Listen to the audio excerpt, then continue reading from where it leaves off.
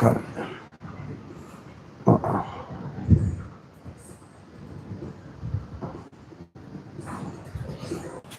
Cool.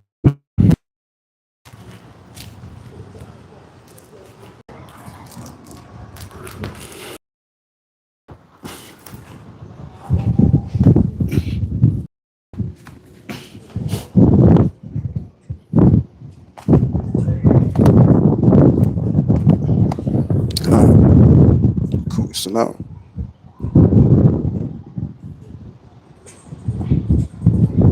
1 2 1 2 1 2 1 2. Yeah, it's a bit laggy, but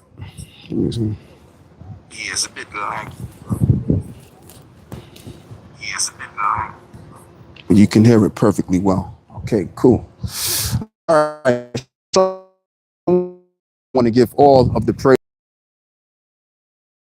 to Bahashem, Yahweh Shai, Bahashem, and double honors to the elder apostles of the great millstone that have taught us this truth, and to include the elder bishops on down, and Yahweh Bashem Yahweh Shai, Barakatham, to all of the sincere brothers, and to include, yeah, I just said that already, right? Jeez Louise. Yeah, so anyway, what I want to do is I want to get into a few things that's just been currently been spoken about, dealing with the Immaculate Conception, which, you know, the argument came due to the fact that Vocab, you know, brought himself, I'm over here yet again, I believe it's the third or the fourth time coming, you know, and this is a very easy subject matter to cover, of course, because we've covered it so many times. You know, it's not really a big deal, but just for the sake of the doctrine and for the sake of edification, I'm gonna cover it, Lord willing, and Lord willing, this will be an edifying live lesson as well, and you know, many other things too.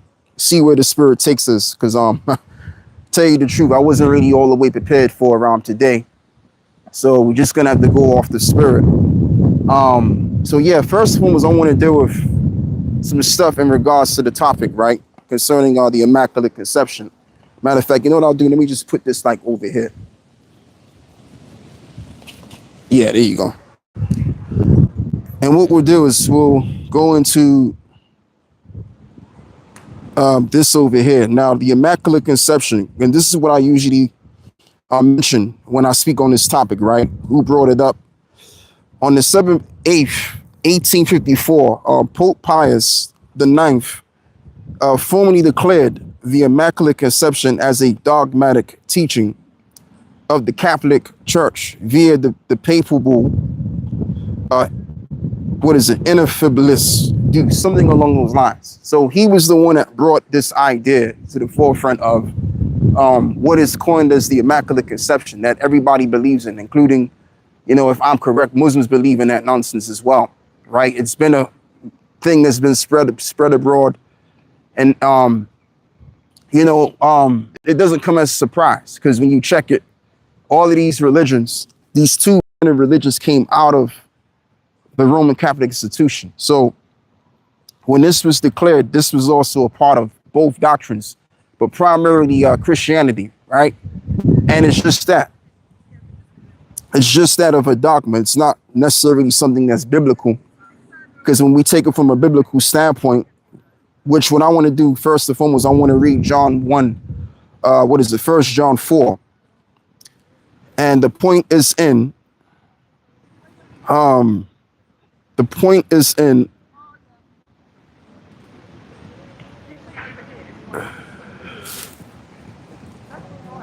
yeah, just bear me for 1 minute. Right.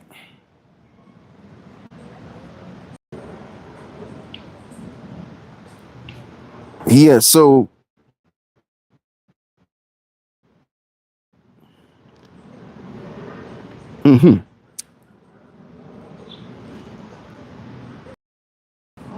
right. Okay, yeah, so what is it? 1 John 4 and verse 1. We'll begin by reading there.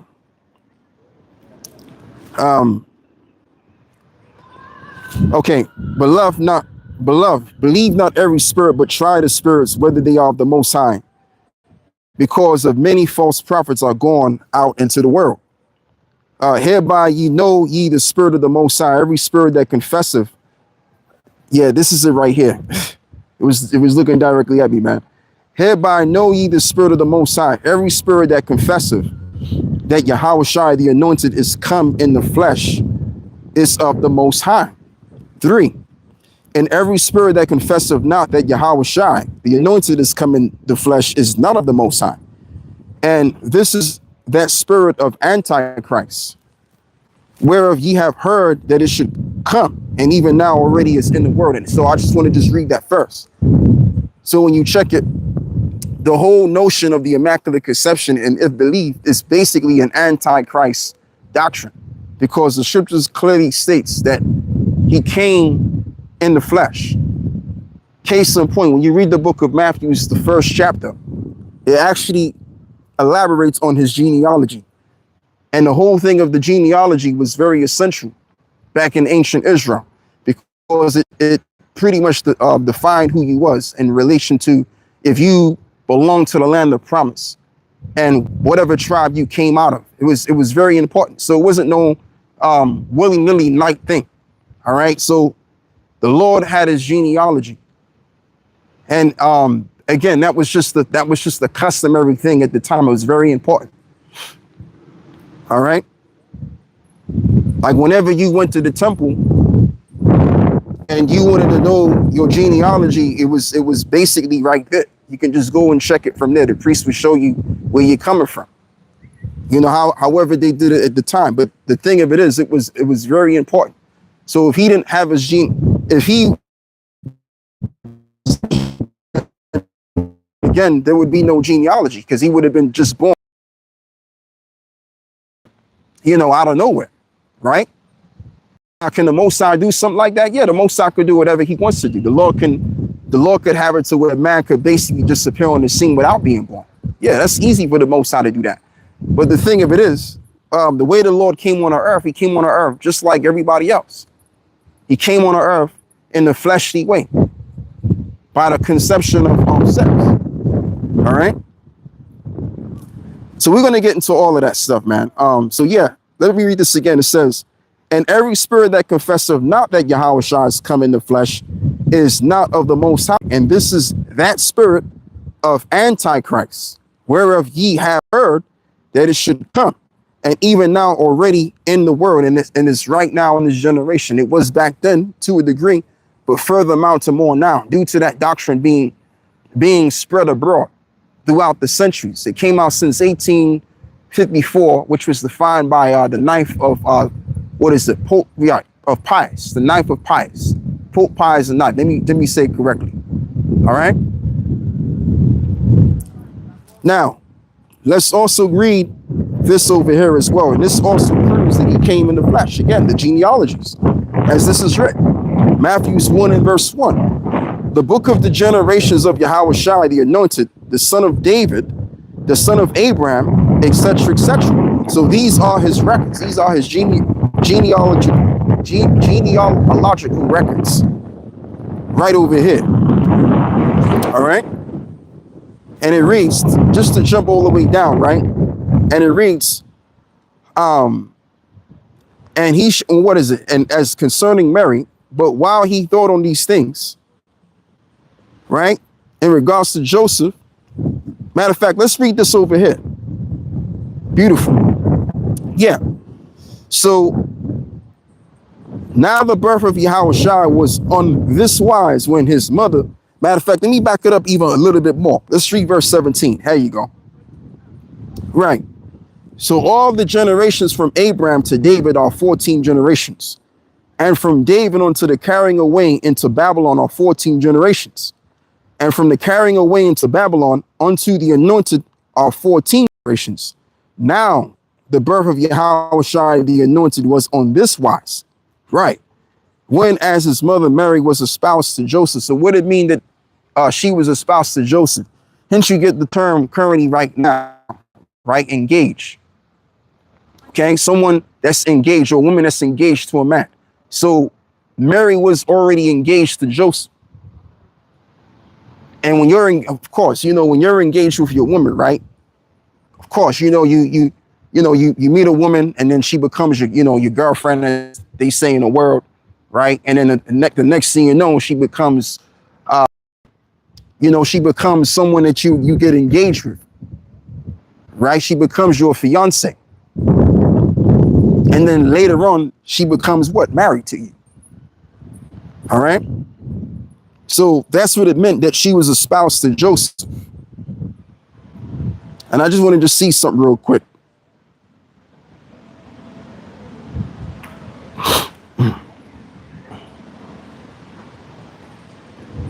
Right. Right. Okay, cool. So we got that. Now let's get out of here. Yeah. So now, let's continue on. Right. So now as this reads, now all this was done that it might be fulfilled, which was spoken of the Lord by the prophet, saying, behold, a virgin shall be with child, and bring forth a son, and they shall call his name Emmanuel, which means what? Which being interpreted, God is with us, or the Most High is with us. So when we look up this word over here, when we go to the Old Testament, because we got to go to the Old Testament to get some understanding of something, right? And I believe it's somewhere in Isaiah. Tell you what we're going to do. Let me do this instead. Let me go to the app. Make it easy on myself. Let's go over here.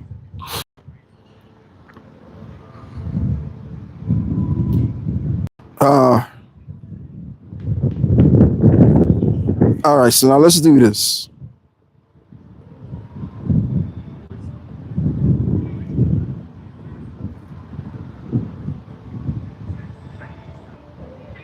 Right, Isaiah 7 and verse 14.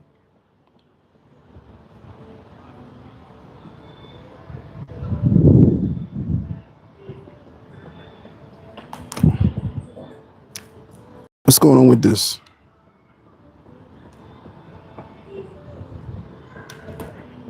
Come on, get it together. Phone. All right, so now let's get into this over here. Yeah, so you have the word, the Hebrew word, they have here, right? They have here, alma, but that's not the word. The word is ayalama, which the word, ayalama means young, marriageable woman. It didn't mean that she was actually a virgin, a woman that's never been humbled by her husband. What it meant is that she was of a woman of marriageable age, and they still practice this today in the East. All right, certain countries they still practice this. So when you reach the maturity, which every country is different. In this country is 16, another country may be 14, another country may be 13. But in this time, 2,000 years ago, a woman was of marriageable age at the age of 12 or 13 years old, or 14 in the ancient world. That's what was at the time. So Mary, in this case, must have been in her early to mid-teens. All right. So when we go over here and we go back to Matthew's 1, when we go back here to Matthew's, Matthew's 1 and 22.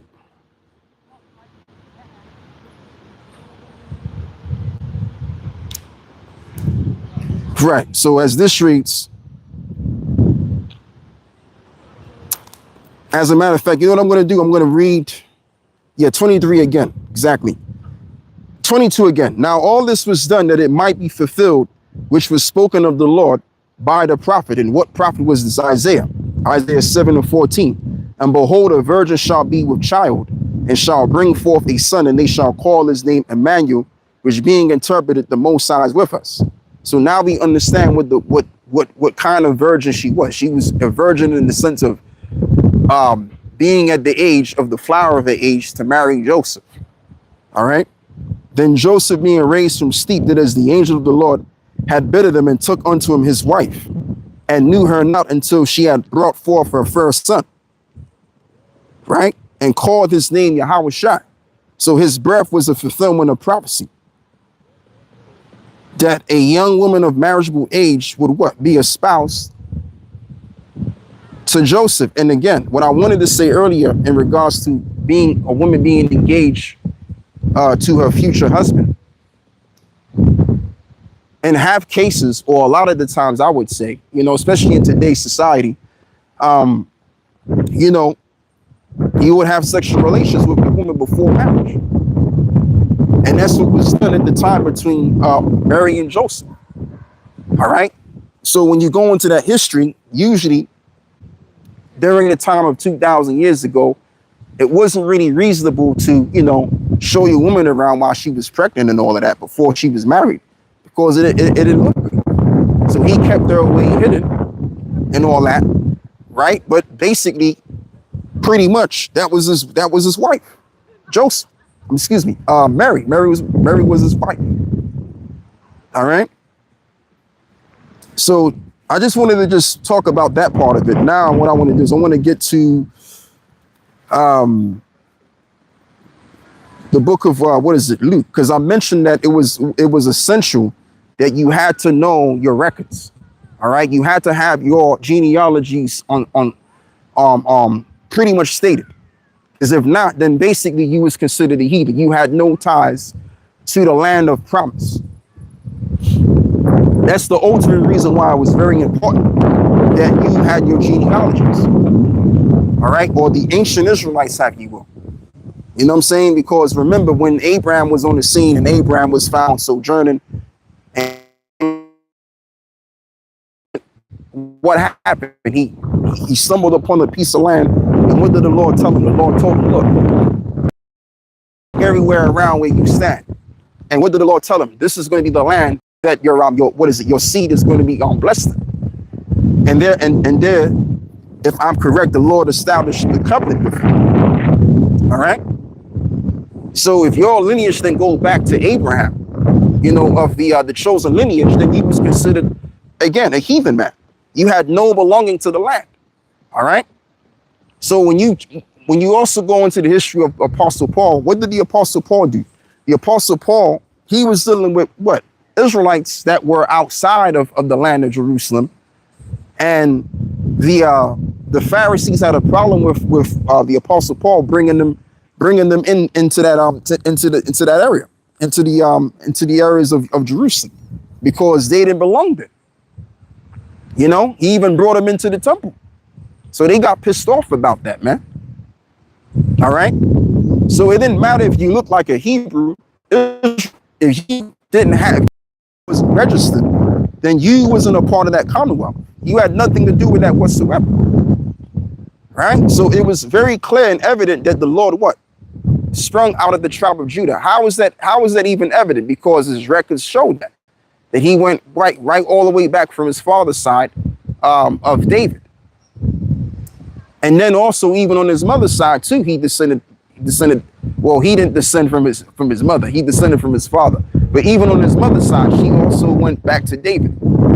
So when Joseph and Mary got together, you can't call that incest, because they were you could say far, far, far way out there relatives. Okay. So they were both related, but they were further away, way out there related, if I could put it in that kind of sense. So it was a customary thing that our people did in those times. Now, when you go into even to include, right, with dealing with the customary of how we did things. When you go into the book of Luke 3:23, and the word suppose is there, and you have the word, nomizomai. Let's play this.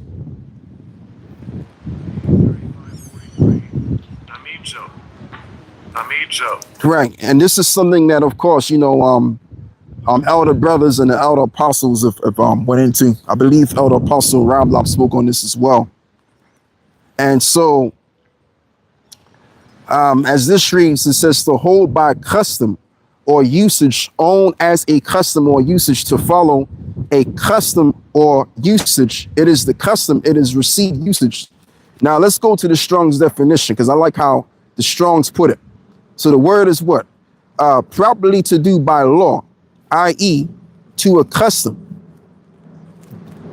By extension, deem or regard. So again, what was the high and regard thing to do? What was regarded of you to do to solidify you as who you were in that time? Your family lineage would pretty much be declared in the temple.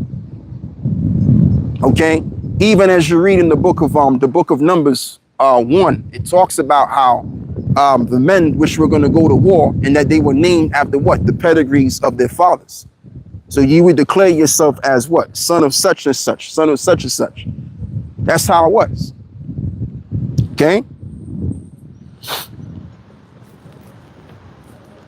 So there was no such thing as an immaculate conception. That was nothing more than a lie that was formulated almost, we could say, almost 200 years ago from now, about 172 years ago from now, right?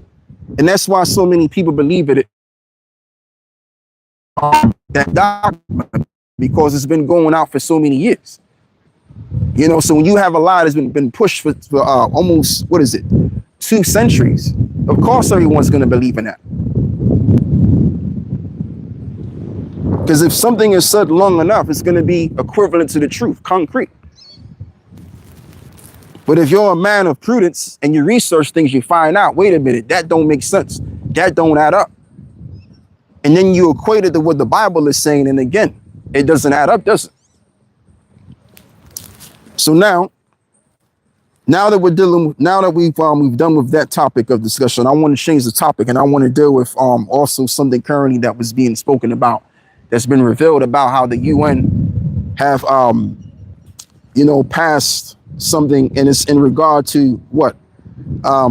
Globally digitalizing the world. And I want to read a few things on this as well. And as this reads, the UN Pact for the Future addresses digital cooperation due its next global digital compact. This landmark framework focuses on bridging global digital divides, governing AI, protecting human rights online, and fostering an inclusive, secure digital economy for all nations. So if you have your digital ID and in the digital world, that now you're included. Now you pretty much exist. All right. And the way that they're going to do it, as well as, we'll always keep telling you, it's going to be in the way of the chip. So if you have your RFID microchip, so to speak, right, as your digital ID with all of your important data about you, then again, you will be considered human. You will be considered somebody. But if you don't have that, while the digital system is in full fledged, then you're going to be a known name. All right. And that's what ties into Revelations 13 and 16. He calls of all, both small and great, rich and poor, free and bond, to receive a mark. That's the causation right there. So you're gonna have to get down with the new program that Esau wants to set up.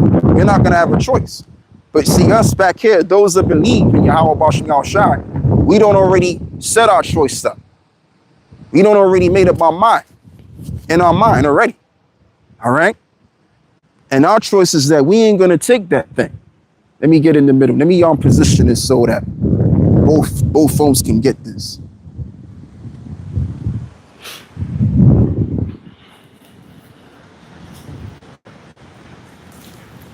Yeah, so as this reads, the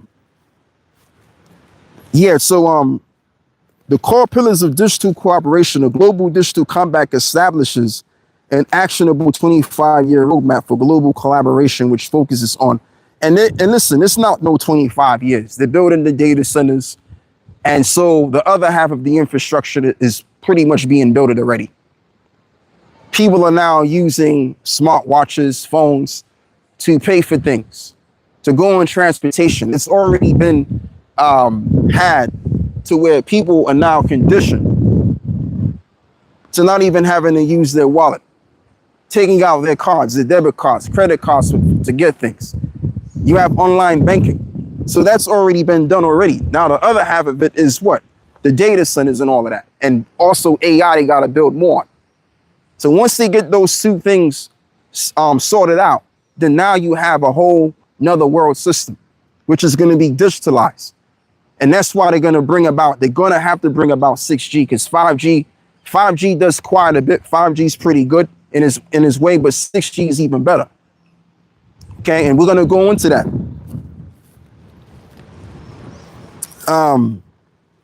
Yeah, so right. So let's go into this as well.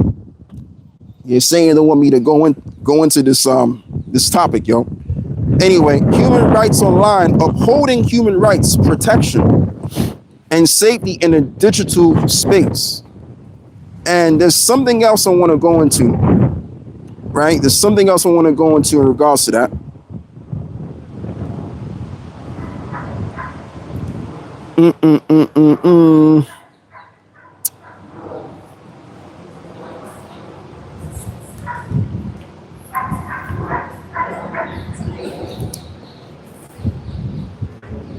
Okay, yeah, so that's all they got me. All right, that's all they got for me. All right, cool.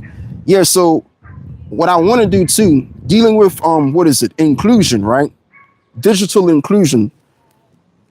Let's also read this as well, because this article came out on the 13th of last month.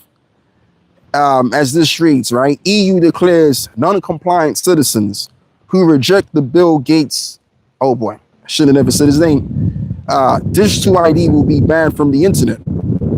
The EU is turning the internet into a permission-based system where ordinary citizens must surrender their digital identity to participate in modern society. European Commission President Ursula von der Leyen is fast-tracking plans that will require every social media user to provide government approval digital ID to log in. So that's where this thing is going to eventually go. Because again, every single thing that you do is online now. And just like I was saying before, even when you're buying your goods, you sell your goods, it's all based online. Now, case in point, most people have found out they don't really like to buy cars, outwardly, but they rather do it with the computer instead. They rather do it online instead. Everything is done based online. Even where it concerns shopping. You know, a lot of young people, they don't really want to go get their food from the store because they got to carry the bags or whatever you see. So what? Even Amazon covers that. Amazon, if you want to get some water, 2 big jugs of water, you can just order that bad boy online and they come to your house like within minutes. I've done it a few times. All right. And we've been on that for years. There's been plenty of us that's been doing that. We just been ordering things online. Now, back in the day, you would go on the individual's website if they were selling something and you would order it from there. But nowadays, all businesses is in conjunction with Amazon and these major conglomerate platforms. All right. And there's a reason why they set up Amazon and, they set up businesses like Amazon and these Silicon Valley companies, including Google, because Amazon is in tandem with Google. Silicon Valley, they're all conjoined together. So if these entities turn into a, if these entities all conjoin in one, the New World Order system, these are going to be the only stores that you can do business with. And when I mean business, I'm talking about, of course, selling goods on, and as well as buying goods only from. So the whole idea of individualistic businesses that's done between different people, that's going to be out of picture. That's why during the COV era, what did they do? Right around the COV era, what collapsed? The middle class. Why was the middle class done away with? And the middle class was about to be done away with prior before the COV. Okay, I remember one guy came up to the camp. This is when we see in King's Cross. Bald-headed Edomite, right? Could have been a Jake, who knows, right? But he was talking about something about how they're trying to get rid of the middle class. This is prior before the COV era. So even back then, that was already in effect. But when the COV era came and kicked everybody's ass, mentally, psychologically, and business-wise, that's what did it. So now, what do you have? You have just two branches of men for the most part. Now, you got still some people doing businesses here and there, but the whole idea of starting your own business from a physical standpoint, that's not really in effect right now. And if you are going to do business, it's going to be online. Somehow, some way, it's going to be online. And everything that you do online is listen, you're doing it on Google.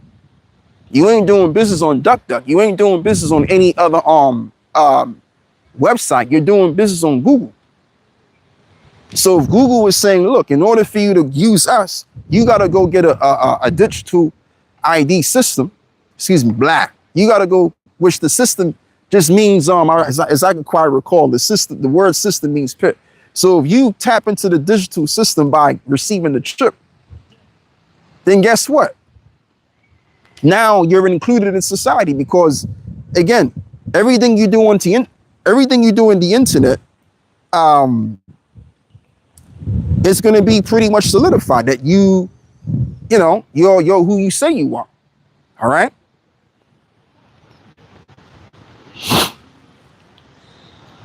Yeah. So anyway, I want to read a little bit more on this. Von der Leyen announced this week that the EU is actively pursuing a block-wide social media for minors. I believe we must consider a social media delay, she said, in Copenhagen. Depending on the result, we could come up with a legal proposal this summer. And what I'm going to have to do is look more into this as well, because we're still in the time of summer anyway. Yeah, so let me read some. I want to see if I can find some other key points in this too. Yeah, so anyway, France aims to block under 15s from September, with Spain, Germany, Ireland, and Denmark, Greece, Austria, and Netherlands also advancing similar rules. Britain is moving in the same direction, and I believe Britain is going to be the first nation to bring about the digital ID system in regards to you having to get the mark, because this is the financial district. This is the country that is the financial district of the world, especially in London. You know, like the Bible talks about the unclean frogs in the book of Revelation 16 and 13. And what you do have, which all of these three city-states, which is what you do have some sort of importance of this society. You have the Roman Catholic institution, which is in Vatican, Rome, which is the religious, spiritual aspect of this world. And then you have the military aspect of this world, which is in America. Okay, and then you have the financial district of the world, which is down here in the UK, primarily London. So it would have to start here in London first. All right. That's just my own speculation. Now, Esau could do whatever he wants, but it would make further amount more sense that they start doing it here. Yeah, so let me read some more on this. Critics point out the obvious flaws. The child safety framing platforms cannot verify age without verifying identity for all users to protect minors, and authorities will effectively force adults to upload official documents or connect through government-linked digital ID systems before they can post comments or browse and messages. And that's the whole reason why they was bringing about all of that. This whole notion of, the young people, they have to be of age to get into the computer, as well as they're going to set up. Because again, what you have right now as well, you got all kind of people speaking about all kind of things, right? And exposing truths. You go on X, you go on Instagram, all of these avenues that people use. You know, sometimes people will set up an account or a fake account, which that's hard to do nowadays, because the way they got the internet set up, let's say you want to have an account on Google. You can have, if I'm correct, even on YouTube, right? The way they got YouTube set up on your main account, your main Google account, you can have like different accounts within that one account. So even if you really wanted to set up a fake page, you can't. It's hard to do that. Now, over 10 years ago, you could do that. But nowadays, you can't do that. All right?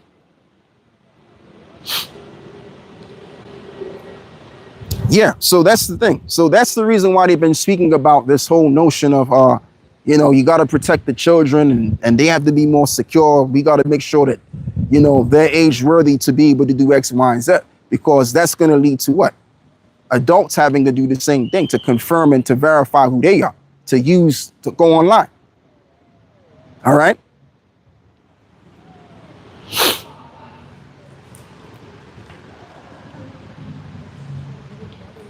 And just like I said, in order for this world to really work out, this world needs to be under a 6G program so that Esau can in live time more effectively see everything as to what's happening within and also without. Now, let's read this. 6G is the up and coming sixth generation cellular network technology expected commercially around 2030 that will act as a paradigm shift. Now, check this out.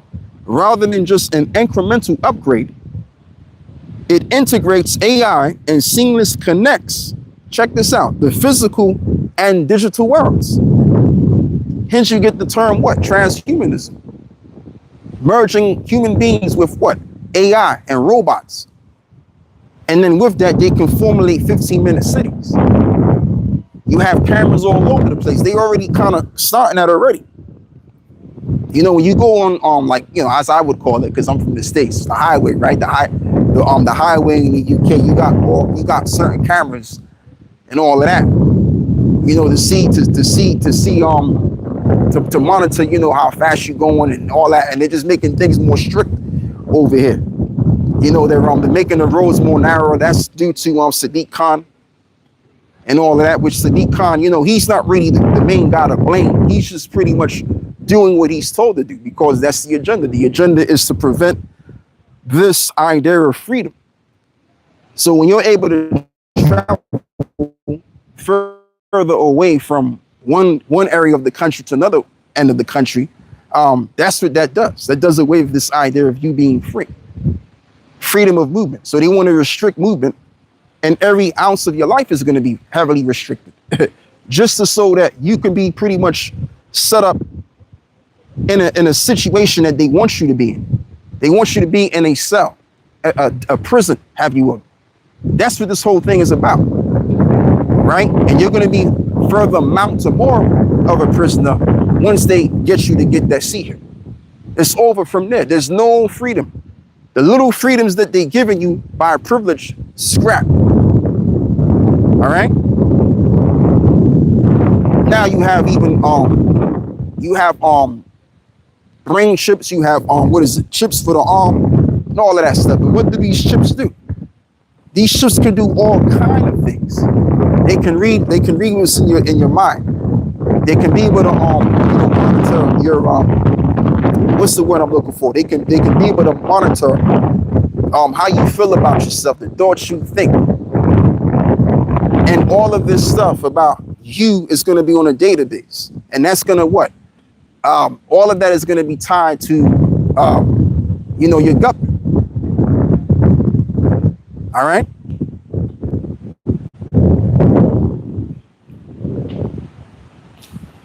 Yeah. So anyway, the point is this. I want to read this again. Integrate AI intelligence. Excuse me. AI. I didn't have to say that. And seamless connects the physical and digital world. So they want to connect the digital physical world, merge it all together. You understand? So instead of you having the spiritual world tied in with the physical realm, they want to do away with that. And they want people to see things from a digital standpoint. Now, let's take it back 6 years ago. Now, the reason why they told many people to go take the you-know-whats is so that they can do away with what? Your third eye. What is your third eye responsible for? Pineal gland. To see things from a spiritual point. Now, the word pineal, and I haven't said this in a while. Pineal means the face of the Most High. Pan meaning presence, and il just means Allah, which means power or God. So they want to do away with you from seeing the Most High and seeing things from a spiritual situation. So now you're going to be a physical individual seeing things from what? A digital standpoint. Because for one, they've already took that away from you 6 years ago. So once they got you with the C hip, now guess what? You're going to be seeing things from a digital standpoint. And from a digital standpoint, they're going to be your new gods. All right? And that's what they want to do with this AI thing. They want to be gods with this stuff. And with this AI stuff, with this technological power that the Lord has given them, which he's going to take it away from them any doggone way. They even want to cover that even around the cosmos, the universe.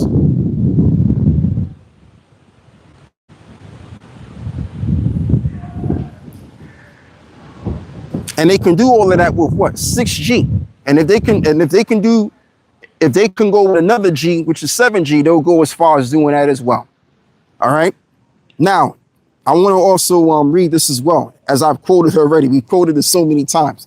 That's why this reads, he calls of all, both small and great, rich and poor, free and bond, to receive a mark in their right hand or in their forehead, in that no man might buy or sell, save he that had the mark or the name of the beast or the number of his name. So if you don't have the digital ID in the form of your chip, then you won't be able to do diddly squat. You won't be able to connect to the internet, because every single thing is going to go from what? The reality to the virtual reality. And that's what people are already on right now to a degree. People do businesses. People have businesses online.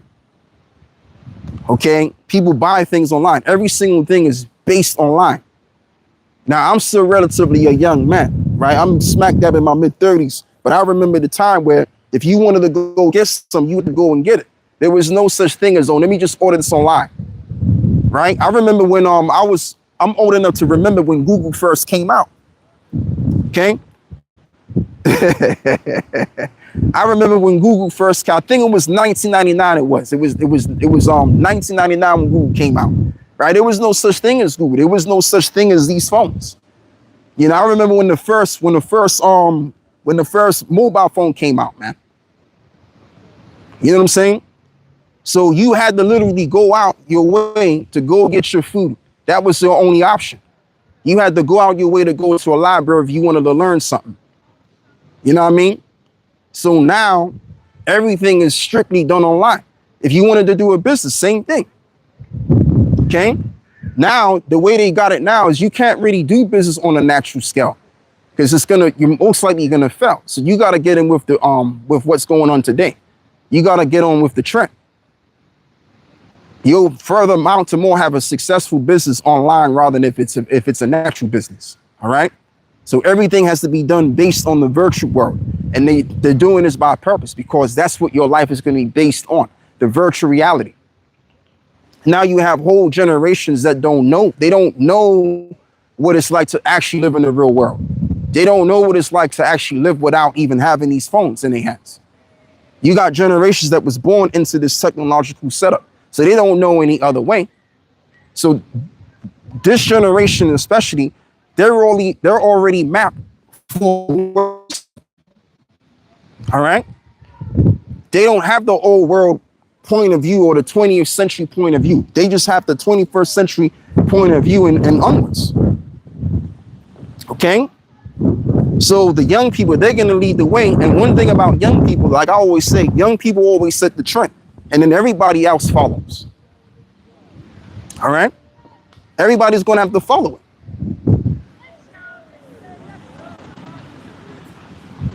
Yeah. So as this reads as well, it says, "Here is wisdom, and let him that have understanding count the number of the beast, for it is the number of a man, and his number is 600, 66. And those three numbers go back to what? Chi Psi stigma.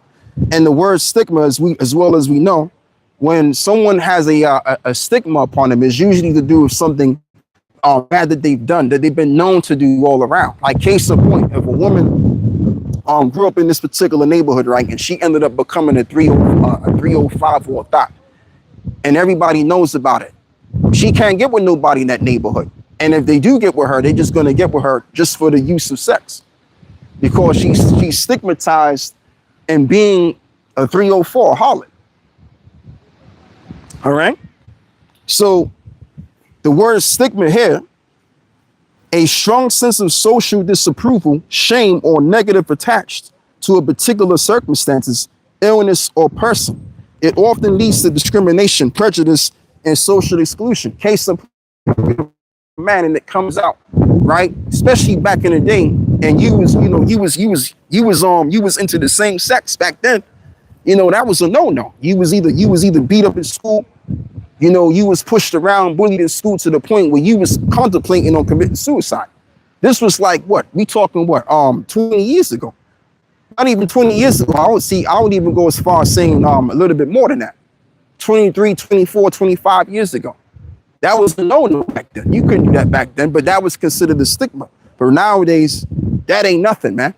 That's nothing. That's like a thing that's normal now. That's normalized. All right. So just using also that as an example too. Okay. Understanding stigma goes deeper than its general definition. It generally manifests in a few distinct contexts. So now what I want to do is I want to also go to the, what's the name? I want to go to the app and we're going to read Revelations 13, but we're not going to read anything. I just want to just look up this word here. Right.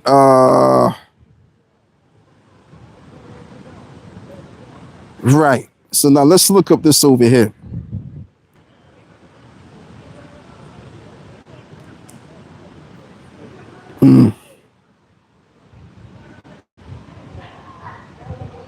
Right. So let's go into this.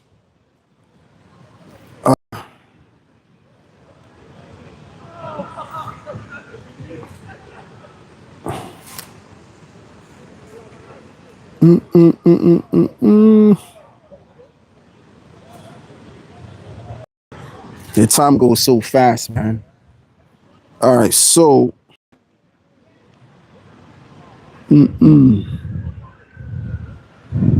oh yeah. Right. I got it. Okay, let's. Here we are. Beautiful. Okay, so they have here Kai,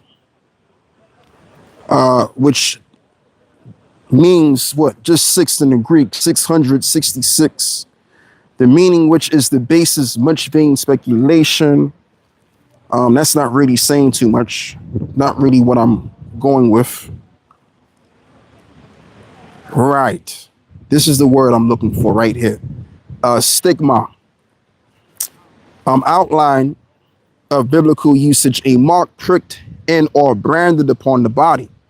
To ancient Oriental usage, slaves and soldiers bore the name or the stamp of their master or commander, branded or pricked, cut into their bodies to indicate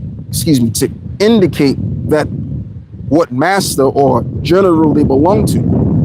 And they were even some devotees who stamped themselves in this way with the token of their God. So that was a thing of the East, of course, where you would, tattoo yourself to show your reference to the God that you worship. And I believe that's what the Canaanites did. I'm correct. The Canaanites did that. I believe it was the Philistines or the Canaanites that did this. And they would tattoo themselves to reverence the God of Baal. Okay? But as we move forward from that time, they would do that to brand, even in ancient Rome, they did this. They would brand their slaves with a hot iron. So if you ran away and you had a particular mark on you, you belonged to a master. Okay? It's the same thing they did to us in slavery around the 1600s too. They did the same thing, showing you that this is the revival version of Rome. So you could call that stigma in that sense as well. But also too, when I'm thinking in regards to the word on the service level, which means what? A strong sense of social disapproval. Guess what? Once you got that chip, you're going to be guess what? You're gonna, the Most High and as well as the angels are going to disapprove of you. You're going to be a disregarded vessel because you would have already, once you take that mark, you would have declared that you fear Esau more than you fear the Most High. And I remember there was a particular guy, man. It was someone in one of these false camps. It could have been ISUBK or IEYC, but I heard someone say that if you could take the chip and then you could take it out. Like, and so my mind towards that is this. Once you take the mark, you've already engaged your mind to take it because you had some fear in your heart towards Esau. Because Esau is going to change the system around to where you're going to have to coexist in the system with the seer. You know what I'm saying? You've already made that quite clear. So there's no taking it out. All right. What's going to be taken out is your life now. The Most High is going to take you out. All right. So right when you think you're going to take it out, there's a missile with your name written on it. And you're going to be taken out in the worst way. As it is written in the book of Revelations 14, the Lord ain't lie. So you can't play. Listen, that's like you saying you're going to play with the Most High. You can't play with the Most High. All right. The deal is for not for us to take it, man. Now, okay. So now what I want to do is I want to read this article as well, dealing with the topic of discussion of where this world is going. Jeff Bezos wants to build an AGE, just to keep it short, which stands for Artificial General Engineer. As co-chief executive of the startup Prometheus, Amazon founder is using AI to improve how devices ranging from computers to jet engines are made. Silicon Valley is intending on building AGIs, a machine that can do anything the human brain can do. But Jeff Bezos, the founder of Amazon, has a more specific ambition with his new startup Prometheus, who wants to build what he calls an artificial general engineer. All right. And the reason why he wants to do this is not because he wants to do it. It's because he's being told to do it. And when you check it in this system, when you're dealing with, okay, the secret government or the shadow government, whatever you want to call it, there's certain rankings of people that are above one another. All right. And we know that the politicians, the people you do see, they don't really hold no power at all, man. They're just dancing to the tune of those above them. And the people that's above them now are these tech companies, these tech giants. They're over these people. That's why if you check their net worth, it's way out there. It's crazy. They was even saying that Elon Musk, he's about to become a trillionaire. And then you have this other guy, man. Like these guys are multi-billionaires, not multi-millionaires, multi-billionaires.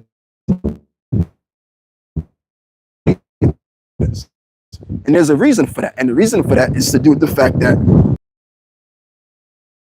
house and wing, they need, man, this flying around me. But you can't hit it, like I said, because if you hit it, it's going to sting the hell out of you. You know what I mean? You don't really need to hit it anyway. It's just one of the Lord's creatures, man. And we need them to pollinate. So can't do that. But yeah.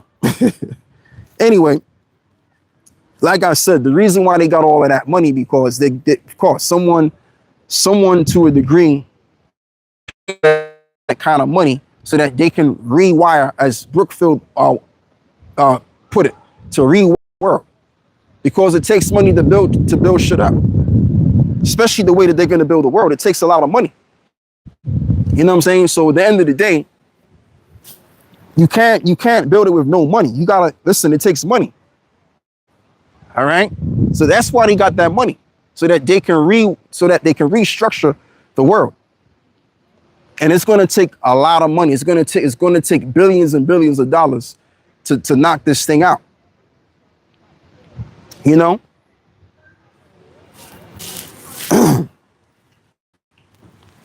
Now let me go and read something else.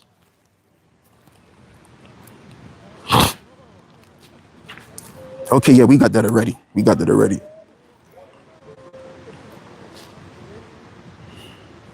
Yeah, so now what I'm gonna have to do is I'm gonna have to go in the spirit, man. I'm gonna have to go in the spirit. Let's see what we can do. Let's get some scriptures.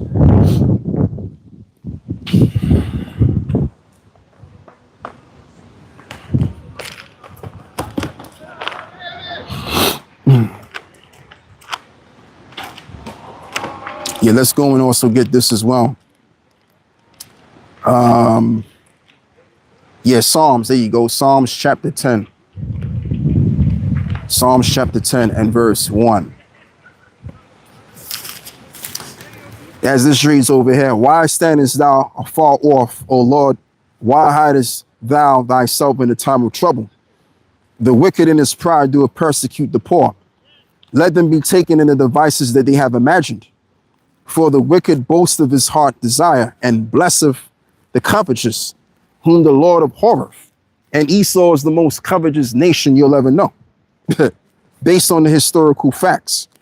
The wicked through the pride of his countenance will not seek after the Most High, for the Most High is not in his thoughts. Absolutely. And the reason why that's the case, because the Lord created them to be the wicked, as well as it's written that what the Lord have created all things himself, yea, even the wicked, for the day of evil. And that's why his ways are far out there perverse. All right. So I want to just see something real quick. Okay, cool. Yeah, so now let's get right back into Psalms again. I think it was over here.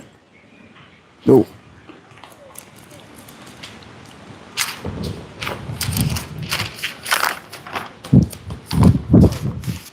Yeah, so going back to Psalms chapter 10.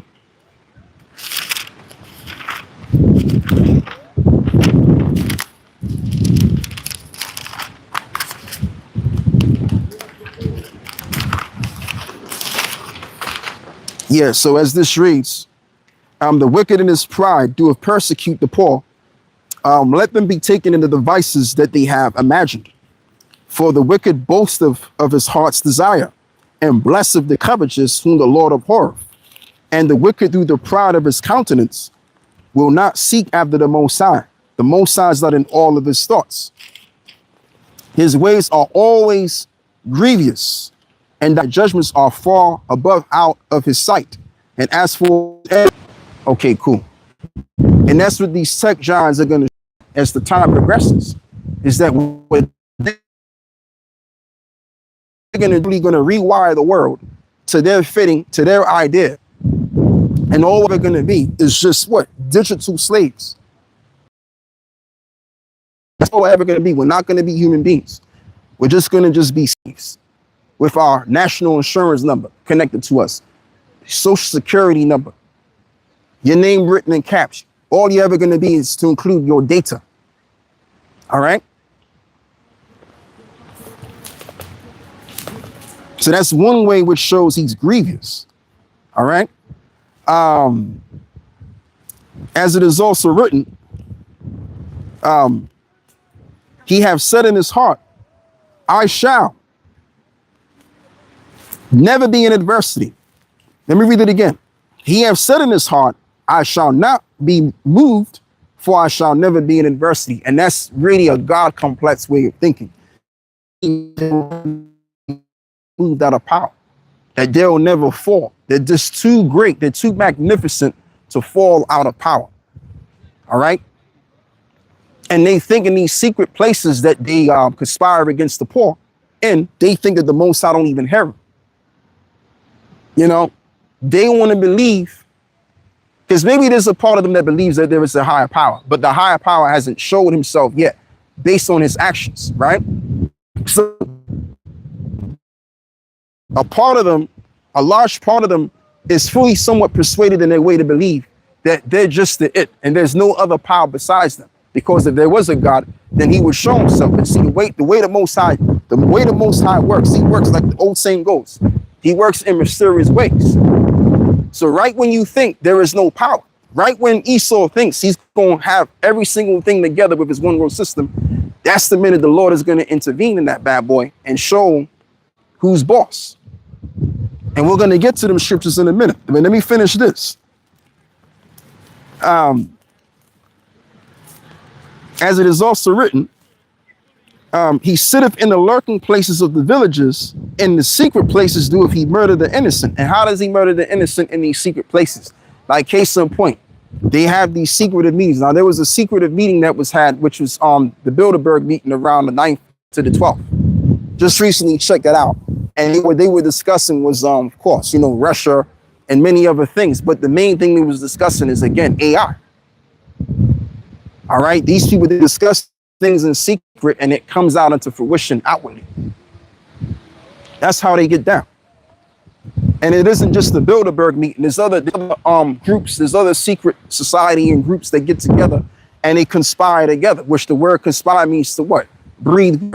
Conspire means to breathe. Okay, or spirit. And then you have these think tankers that formulate a mastermind sort of technique to get their agenda forwarded even more effectively.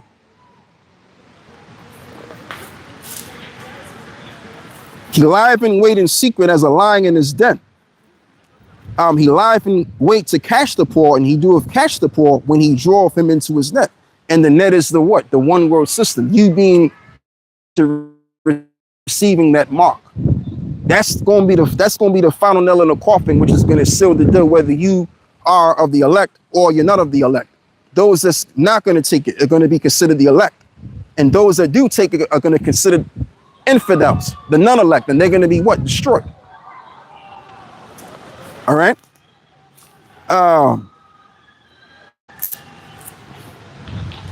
And he, what is it? Croucheth and humble of himself, that the poor may fall by his strong ones. And he have said in his heart, for the Most High, have the Most High forgotten? Matter of fact, let me read it correctly again. He have said in his heart, the Most High have forgotten. He hideth his face, and he will never see it.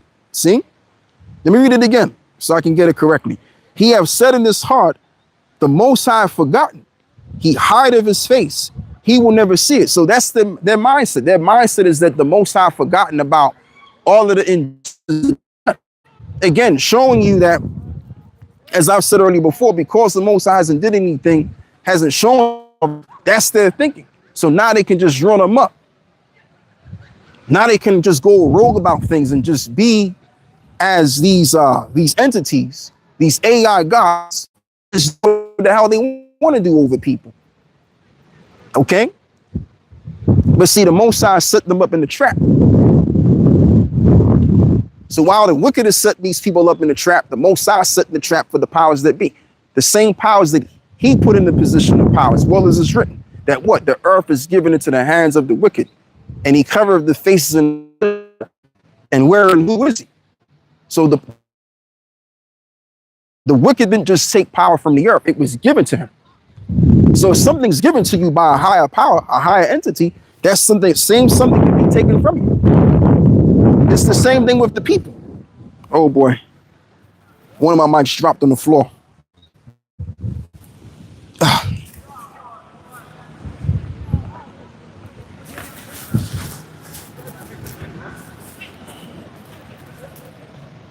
Yeah, I need a stronger magnet.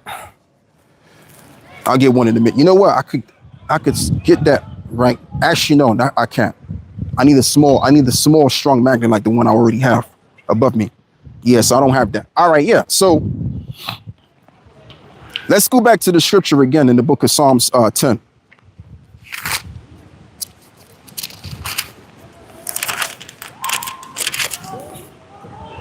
Yeah, so as this reads over here, arise, O Lord,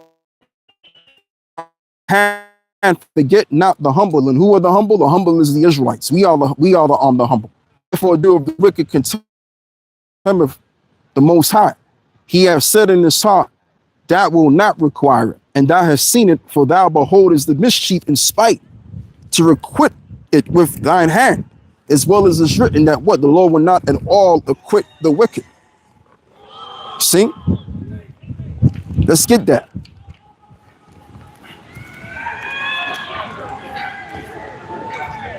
The Lord will not at all acquit the wicked. That's in the book of, if I'm correct.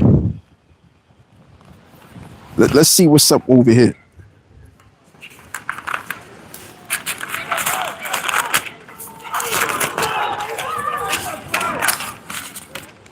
No.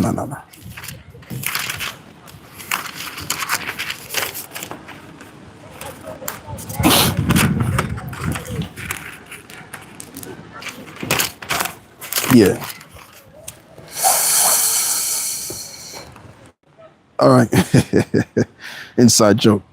All right. So now let's get out of here. Let's do this.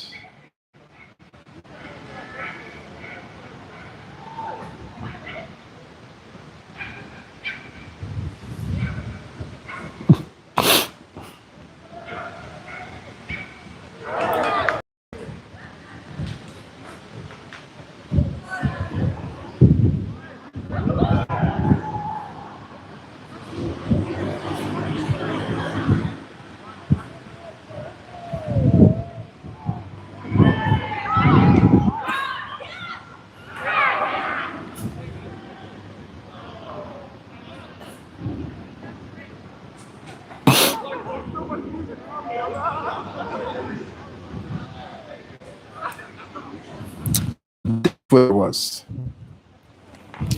All right. Yeah.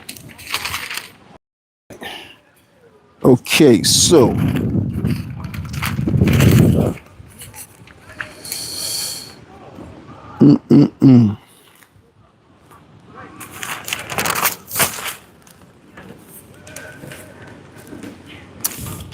okay, all right. Yeah, so let me look at this again. One more time. Let me look at this one more time. Got it already, man. Right. Yeah, so it's Nahum 1 and 3. As this reads, the Lord is slow to anger and great in power, and will not at all acquit the wicked. The Lord have his way in the whirlwind, and the storm and the clouds are the dust of his feet. So there you go. So the Lord is not going to acquit the wicked. So therefore, there's no such thing as, oh yeah, well, the Lord have forgotten. The Lord has not forgotten. As well as is written too in the book of what? Let's even read this too. Let's get this out. Ecclesiastes 3. And where shall we start? Right. Now, as this reads over here, that which have been is now, and that which is to be have already been. And the most I require that which is past. So again, the Lord hasn't forgotten about anything. So we're building a case with our enemies. That's what he's doing right now, as well as he is, right? He's the highest judge. So what is it? What happens before you judge somebody? Sometimes you got to just let things play out to see if this is so. And it's been found out already that basically this man or these elites, the devils that be on the earth, they're going to be found what? They're going to be found guilty of the wrongs that they've done, past, present, and future, especially even the regular Edomites. Okay? When it is all said and done. So there ain't no, oh, the Lord forgot. What's going to happen is when the Lord destroys these devils, they're going to be the ones to be forgotten about. How about that? Okay, so now, yeah, let me get out of here. Let me go back to my Bible, because we freestyling now. Let's go and check this out. Go back to the book of Psalms.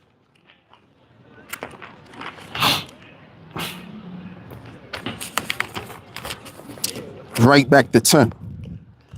Yeah, so as this reads again, it says, right, he has said in his heart, the Most High forgotten, and he hideth his face, and he will never see it. Arise, O Lord Yahweh, O power, and lift up thine hand, and forget not the humble. Or do of the wicked contempt of the Most High. He has said in his heart, thou wilt not require it. Right? So now, let's tie what we just read from verse 12 to verse Luke, excuse me, verse Luke, chapter Luke 21. Now, as this reads over here, let's just jump all the way down. And let's read this. 21 and verse 26 in the book of Luke. Men's hearts failing them for fear, and for the looking after those things which are coming on the earth. For the powers of heaven shall be shaken. And then shall they see the Son of Man coming in a cloud of power and great glory. And that's the reason why they're going to be shaken. So again, the Most High is going to show himself through his son. Okay? The reason why the son hasn't appeared yet and everything is being allowed to be allowed right now is simply to do with the fact that the Lord is allowing this man, as well as it's written that what? He who now letteth will let until he be what? Taken out the way. 2 Thessalonians chapter 2. So when the prophecies play out and these wicked bastards do what they do, and fulfilling the final nail in the coffin, the prophecy that is the mark of the you know what, then the Messiah is going to make a second return. And then guess what? The powers are going to realize that they weren't powers after all, weren't they?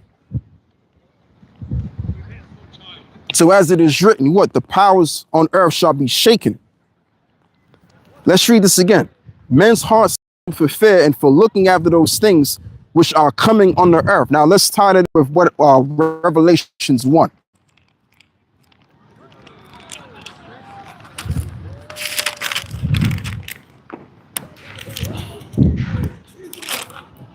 Now, behold, he coming with eyes shall see him, and they also which pierced him, all kindreds of the earth shall wail because of him, even so, amen. So all of the nations around the planet earth and all of those that have been scattered abroad within Israel are going to wail because of him. Why? Because when the Lord comes back, he's coming to judge the world massively.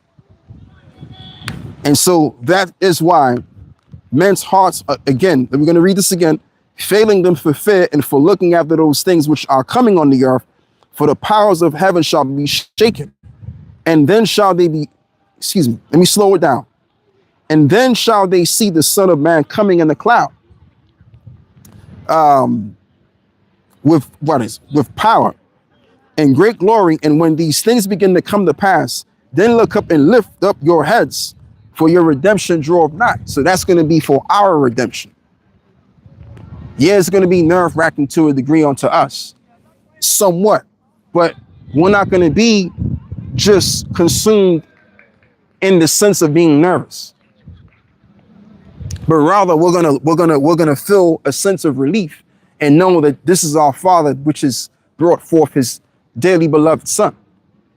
All right, his precious Son, and the word precious just means something that's in value. Kind of is reminiscent to the word appreciate, because what he did, all right, what he did on the cross paved the way for what he's gonna do in this generation, is so that he can deliver his people physically. Yeah, he's going to spiritually deliver them from their sins, but physically he's going to deliver us from our sins, and as well as our enemies too. All right. So when his dearly beloved precious Son comes back on the earth, what is he going to do? He's going to smite our enemies to asunder and deliver us at the same time. And then let's even include the missiles. Even the missiles is going to get down. And this society is going to turn to nothing. Primarily, America is going to be nothing more than a 5,000 mile of a desert, square mile worth of a desert. And then you're going to have those desert creatures that's going to dwell there. You're going to have those doleful creatures and those dragons in the book of Revelation, the 18th chapter. That's why I read in the book of Revelation 18, it says that what? That, what is it? Matter of fact, let me go and read it. I thought I had it in my head. Let me go and pull that out real quick. That this land is going to be inhabited of devils, right? And after these things, Revelations 18:1, and after these things, I saw another angel come down from heaven, having the great power, and the earth was lightened with his glory. And he cried mightily with a strong voice, saying, Babylon, the great is fallen, and here's the point, and is become the habitation of devils, and the hold of every foul spirit and the cage of every unclean and hateful bird. Yeah, because back in the day, you know, this used to be taught that, yeah, you got devils inhabiting the land of America. Esau's the devil. And I mean, yeah, you can say that, but that's not the way you break that down. What it means by the habitation of devils is basically serpentine-like creatures. You're going to have desert-like creatures. You're going to have your snakes, your lizards, etc., etc. And then you're going to have satires that's going to dance there. Tells you that as well. Isaiah 13. So America's going to be nothing more than the desert after the nukes get done with it and the Lord's return get done with it. And this is going to come very soon. right? Why you think you had these Steven Spielberg films come out about that, about the Lord's return? And he's got a new film coming out called what is it, Disclosure Day or something along those lines. And he was saying that if this film comes out, it can spin these Christians around to believe otherwise. All right, that's what he was saying. And another thing too, the reason why he's pushing this but this film that he's doing is simply to do with the fact that what they're going to do is they're going to stage the greatest deception ever. And that greatest deception is going to be a fake return of the Lord. And they could do that. Listen, if they can lie on a global scale and tell the people during the time of Apollo 13, right? If you know what I'm talking about, that the eagle is landing, we made it to the moon. Now you know what I'm talking about. Then they can lie on a massive scale again with something else. So why not? But the point is that Esau also knows, because with everything you have to be balanced, and Esau knows this as well. You have to be balanced with a lot of things, right? And that's one of the reasons why they're so geared towards pushing this one world system, because in their mind, it's like, well, this is something that we have to do, because if we do this now, then we got everybody lock, stock, and barrel. Now we got the drop on everybody. We got full control of all souls. So not a soul on earth is going to come around to take us out of power and to put us in slavery. That's not going to happen. But here's the kicker. Here's the thing that they kind of know about, but they don't really want to, be fully persuaded in believing in this, that they already have in mind, is that there's someone from above that's going to come on the earth. As they like to call it, alien, right? The word alien just means stranger. They ain't referring to some green men with black eyes and big heads and skinny bodies looking like E.T. No. The people that's going to come on this earth are angelic entities, angelic powers, judges, as the Bible puts it, and Yahweh Shai, the main one. So he's going to come back with the hosts of heaven, and guess what? They're going to get busy. You understand? So yeah, as well as the scripture says too, which they're right. The scripture says man shall not buy you. In other words, redeem you from your lower state, your captivity, or the curses. But guess what? Yahweh Shai said, I will not meet thee as a man. That's what Yahweh Shai said. So he's going to meet Esau as an angelic power or a judge to judge the planet Earth. And he even said it too in the book of, if I'm correct, in 2nd Ezra, the 9th chapter. He gave us clues on what was going to be had through Ezra. And he said, look, when you start to see the signs and the wonders on the earth, then know that at those times, therefore, the Most High will begin to visit the world which he made. And that's also in tandem with what he told his disciples, somewhat in relation with what he told his disciples. And he gave them the drop on the parable of the fig tree. And he said to them, look, when summer is nigh and the leaves grow on the tree, as well as you're going to know when these things come to pass, and know that I'm there at the door. So right now in the year 2026, June the 12th, 2026, I think my mic fell off again. You know what I'm going to do? I'm going to hold it. I'm going to hold it instead. Let me hold this instead.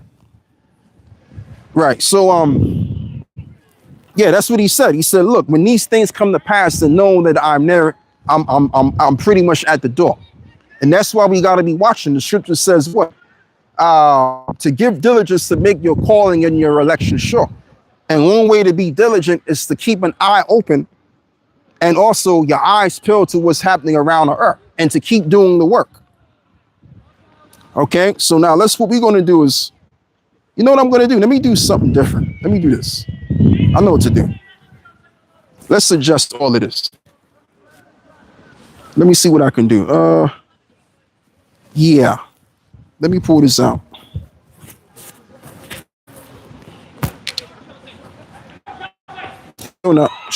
Still not really strong as we need it to be, but yeah, I'm just gonna have to because the wind is blowing it away. So I might have to just hold it like this. It's going to be kind of difficult for me to talk and everything, right? Yeah, so you know what I'm going to do? Let me, I'm going to close out in a minute anyway, because I've done quite a bit of time. I think I've done about 2 hours and something. If I would have got here a little bit earlier, then I could have did the 3 hours. Yeah, so let me see what's going on here.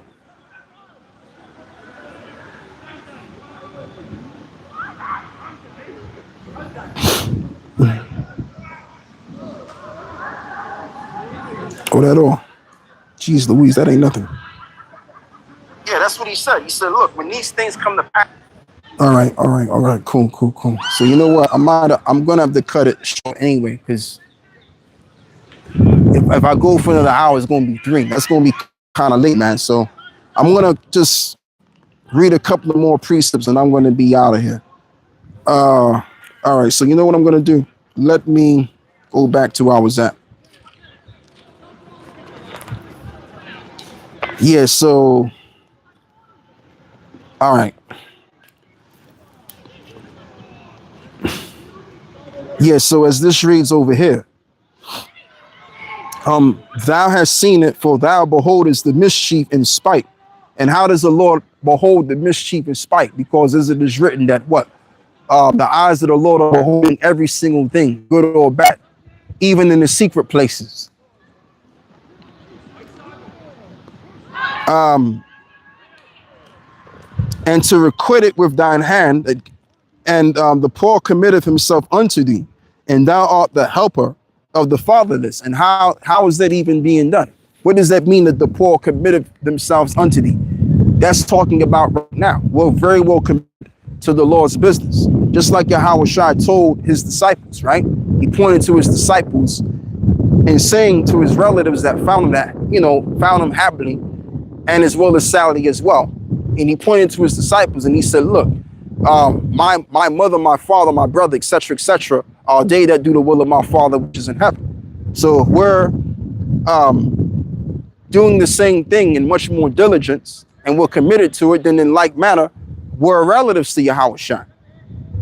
All right. He even said, look, call not these men servants, but rather call them brothers, because a servant doesn't know every single thing that the master does. But brothers will know exactly what brothers are doing. All right. And the poor already in this case is referring to Israelites. Thou art the help of the fatherless. Break thou the arm of the wicked and the evil man, and seek out his wickedness till thou found none. And that's another reason why we're still here, so that the Lord can continue to reveal this devil. Now, doesn't it also read, right, that the mystery of iniquity doeth already work? Yes, because he's been revealed. Now, let me go and pull that precept out, because there's some more scriptures I want to get on that too.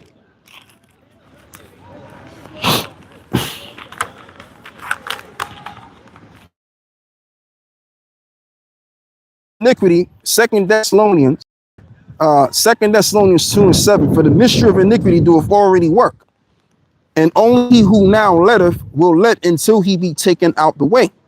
And then shall that wicked be revealed, whom the Lord shall consume with the spirit of his mouth. Okay? And shall destroy with the brightness of his coming. So how is he being destroyed? As it is written, let me read it again. By the spirit of his mouth, by the holy prophets. Because of what? The Lord revealed his secrets unto the servants, the prophets, as well as that's written, that the Lord would do nothing but he revealed his secrets unto the servants, the prophets. So with the secrets that we have, which is this Bible, now we know the ins and out of our enemy. Now we know all things as well as that's written, that the Lord have given us an unction to know it all. Okay? And that we are not ignorant of Satan's devices. So we know everything. Now we can declare it. Now we can publish what this man is going to do before he even does it. So that's how this man is being found out all the way and through. One way. Now you have people on the side that will write books about what they used to be a part of. You know, you got certain people that used to be in the inner workings of the CIA, and they revealing things and this and that and that and this and everything, right? But check this out. The real revelation came as a result of the holy prophets. That's who brought the revelation, the true revelation of it all, by the spirit of prophecy. All right, and by the Holy Spirit. Again, we know all things, so all things came out. So the spirit of truth has pretty much grasped or grabbed the planet Earth in a world with nothing more than lies. And as we kept on doing this time in and time out, now things have changed. Now you have here and there people trying to get scriptorial now. Now you hear certain people talking about particular subject matter, and they're touching on the same similar scriptures we're touching on, or they'll even use our talking points, or what have you.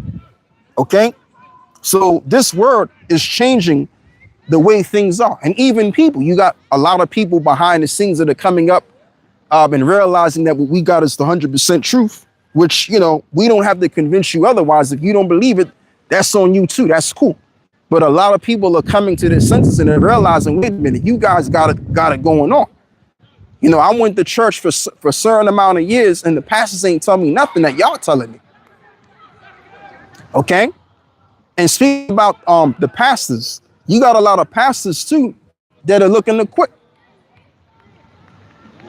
So you got a lot of churchgoers that used to go to church, they've stopped that. And then you got the pastors, they don't want to pastor no more. Because what's happening right now, as well as it's written, is that the true prophets are going to be established and seen on your streets. And the true information is going out. That's why the scripture says what? Blessed are they which publish this ministry. You see, we was looked down upon and unconsidered with what we were teaching. We were considered conspiracy tinfoil cap wearing conspiracy theorists. Now it's more looking like that we're in the right. Everything that we've said is looking more likely we're in the right. And we are right. That's why you don't have no scoffers and scorners. Who's this? Right. The water, brother, the water. Yeah, so like I was saying, that's why you got what you got. You got no scoffers going online, posting silly comments on the comment board.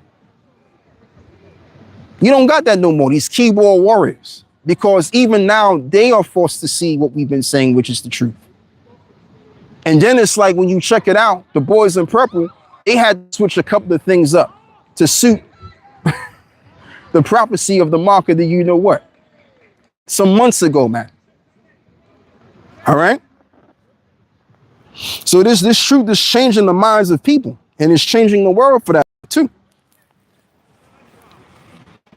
There's a vibration to this world. So anyway, let's read this again. For the mystery of iniquity doeth already work. Only he who now letteth, and who's letting the man do what he's doing, the Most High is letting them to do what he's doing. Right? Will let until he be taken out the way. And who's going to take his ass out of the way? The Most High is going to take his ass out of the way. The same one which brought him into power in the first place. And then shall that wicked be revealed, whom the Lord shall consume with the spirit of his mouth. In other words, the spirit of truth, which we got 100% of it. And shall destroy with the brightness of his coming. So when he comes back, the physicality of his destruction is going to be. That's why it reads in the book of Isaiah 63, if I'm correct, it reads that what is it? As died, he's coming from Basra, with dyed garments. Let me go and pull that out real quick. Man, that's the spirit. I'm right on it.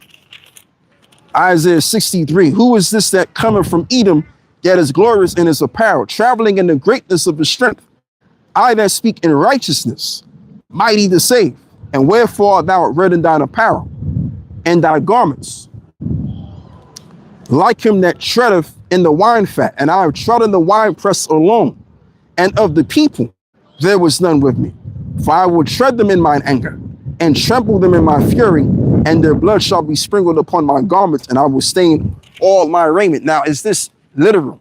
This is actually parabolic to his physical return of him physically destroying our enemies. And of course, he's not going to stain his garment neither his raiment, because he's going to be in the ship. So what he's basically conveying here is Isaiah is putting it, which the Lord is speaking to Isaiah. He's saying, look, I'm going to bring massive death and destruction. And it's going to be a lot of blood spill. That's what the Lord is coming to bring. That's really what he's talking about. Okay? And I will stain all my raiment, for the day of vengeance is in mine heart, and the year of my redeemed is come. And I looked, and there was none to help, and I wondered that there was none to uphold, and therefore mine own arm, in other words, his own power, brought salvation unto him, or unto me, and my fury it upheld me. So the Lord is coming with great fury because of all of the injustices that was done that has not been considered, that has not been ironed out correctly. So now the Lord is going to have to be the equalizer, like you had the film that came out with Denzel in him. So Yahweh Shai, he's going to come to make it all right. He's going to rectify every single thing. And then guess what? The balance of the scales is going to be balanced. So instead of this man getting off scot-free from the wrongs that he's done, no, he's going to be paid for. And the payment is going to be grand royale. All right? The payment is going to be astronomical. So that's why the Lord ain't did anything yet. As well as it's written, the Lord is what? Slow to anger and great in wrath. Let me see if I could pull that out real quick. I got to pull that out. Because great wrath takes time. Hold on, wait, let me put this in. Oh man, people just don't know, man, especially these jackass, silly ass Christians. Man. All right, let me read this, man. Let me see if I can find it. Right. Nahum 1, if I'm correct. Yeah, this is this Nehemiah? Nahum 1 and 3. The Lord is slow to anger, great in power, and will not at all acquit the wicked. And the Lord of his way in the whirlwind and in the storm, and the clouds are the dust of his feet. There you go. He ain't doing anything yet, but I tell you what, when he do come with his wrath, I'm telling you, man, the Lord is going to clean house, as that saying goes. He going to clean all this hot mess up. Oh boy, I tell you, man. Yeah, so right. Yeah, so that's all I'm going to read from there. Now, let me go back to Luke. Let's go back to Luke 21. And that's why we got to fear the Lord and do the right thing, man. Because we don't want to get caught up in that. Trust me. Luke 21 and what is it? Yeah, verse 28. And when these things begin to come to pass, then look up and lift up your heads, for your redemption draw nigh. And the ones that have done every single thing right to the T are going to be confident enough to look up. But for those that did the Lord's work half-wise and didn't fulfill their cause, they're going to look up and they're going to be embarrassed. They're going to be ashamed of themselves. As a matter of fact, they're going to look up knowing that they're going to be destroyed. But for us that have done the Lord's work, we're going to feel confident to look up because we've done the best we could do. You know, the Lord was upon us to teach, as well as it's written, right? Much is given and much is required. So accordingly to our faith and our ability, we gave it so. So when the times come, we're going to be all right. We're going to be feeling like, man, you know, we did what we did. You know, we did everything to the very end. We didn't take them off, et cetera, et cetera. We held our own. And that's what you want to do. The scripture says what? Strive for the truth, even unto death. Now, some of us are going to be put to death too. Some of us ain't going to see ourselves getting beamed up. Some of us are going to be put to death. But that's okay, because the ones that died in Yahweh Shai, what? Shall rise first. So we are going to get beamed up. But we're going to get beamed up, and the death is going to be apparent. We're going to be covered because we got the word and life in us to do that which is just. You know? That's why this is written too. Because again, going back to the topic, dealing with the mark of the you know what? which is going to be the causation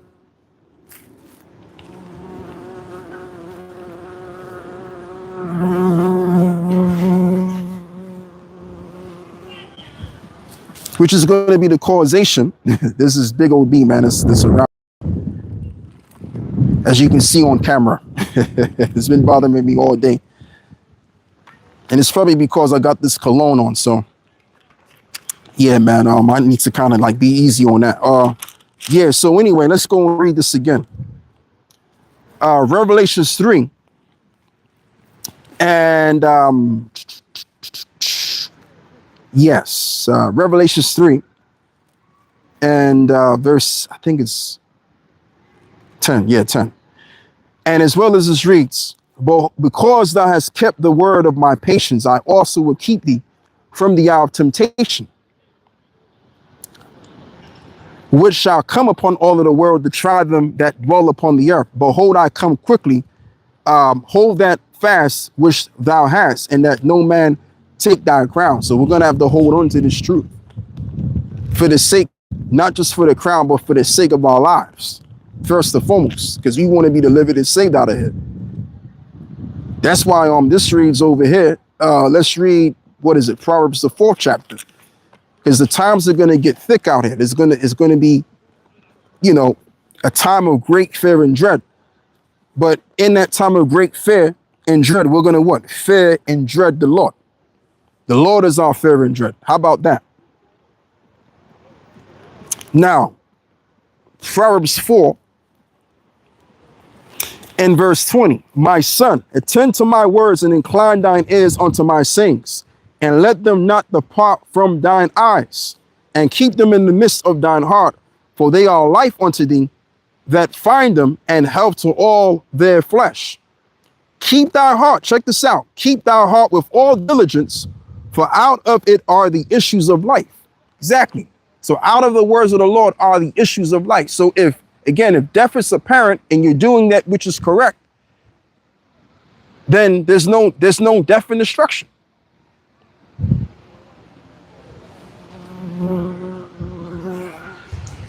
There can't be no death out of these words. So the Lord, again, both sides of the power, that's as fickle as we are. We say one thing, but then we will do another thing. No. The Lord is strictly about his word. So the Lord said, look, if you hold these words and out of these are the issues of life, then that's what it is. Right? You got them people going crazy because of the situation that happened over there due to this, they say, Somali that went over there and beheaded somebody or something like that. So it just had these guys go fucking nuts. They burning all kind of stores and stuff like that, man. They going crazy over there.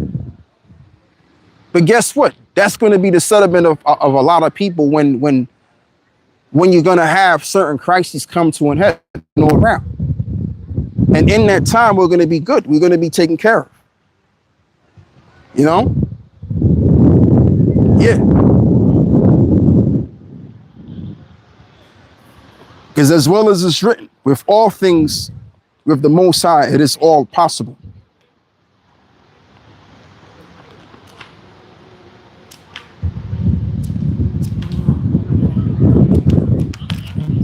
All things are possible with the Most High. Yeah, so now,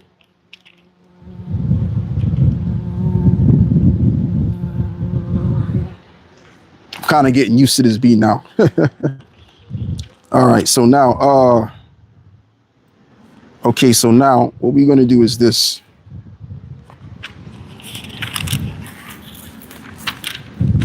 Yeah, you know what else I can get? I can get, yeah, I can get, let's see what else we can read in Revelation.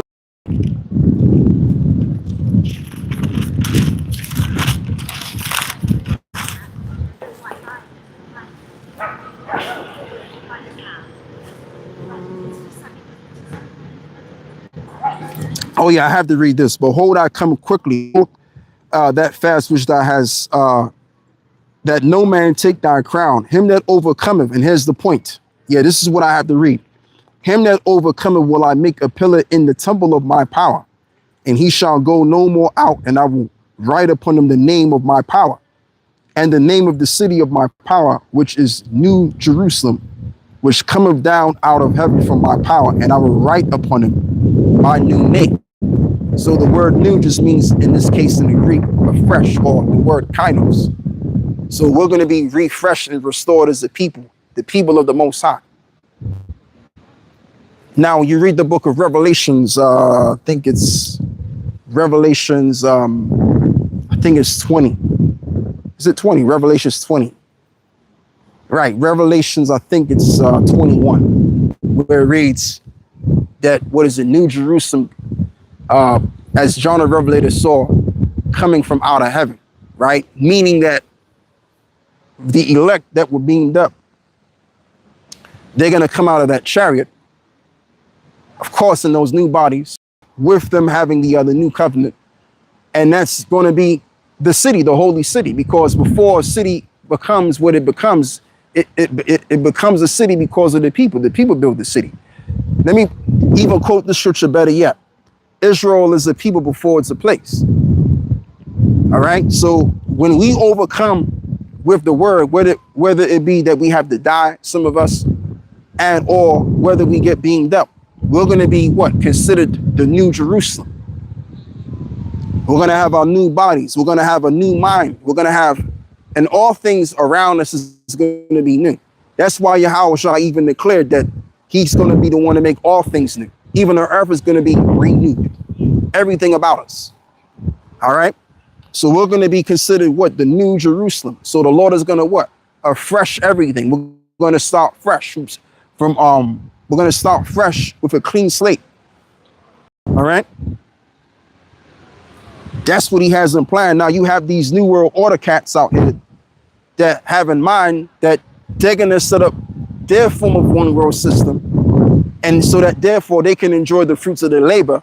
And they're going to pretty much redefine what life is all about and all of that. But that's not within the counsel of the Lord. What's within the counsel of the Lord is they're only going to go as far as establishing the one world order with the mark of the you know what. That's as far as it's going to go.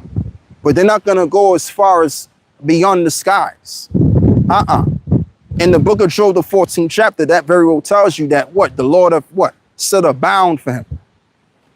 Matter of fact, let me go and read it so I can get it correctly. Job 14.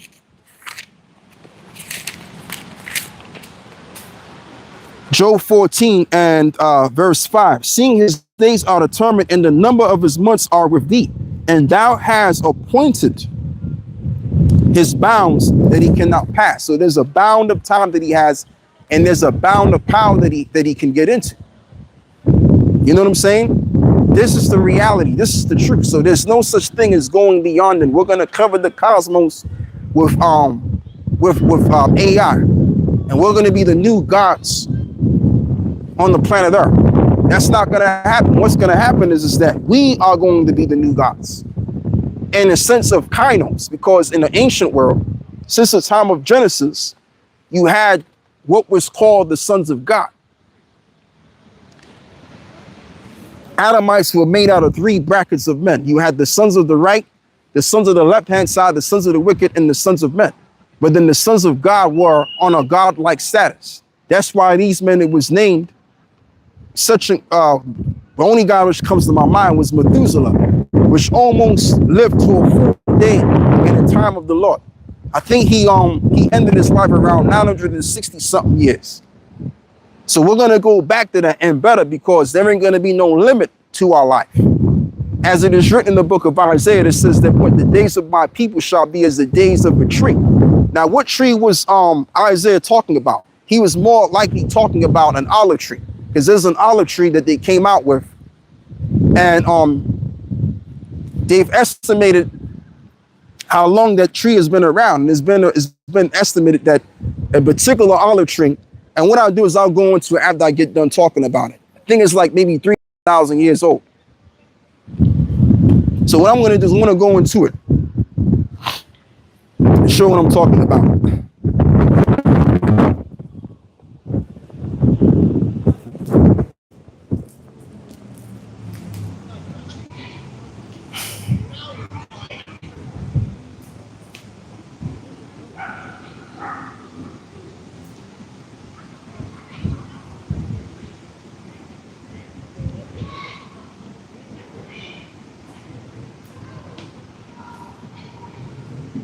Right. So I was right. So the 1,000-year-old olive tree of Lourdes,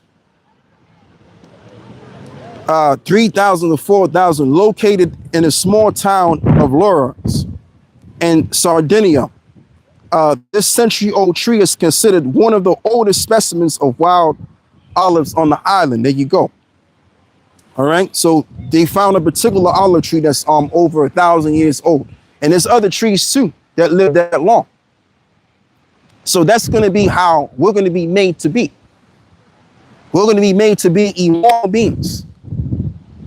That's where the bus is going to stop next, after all that is said and done. But we have to overcome first.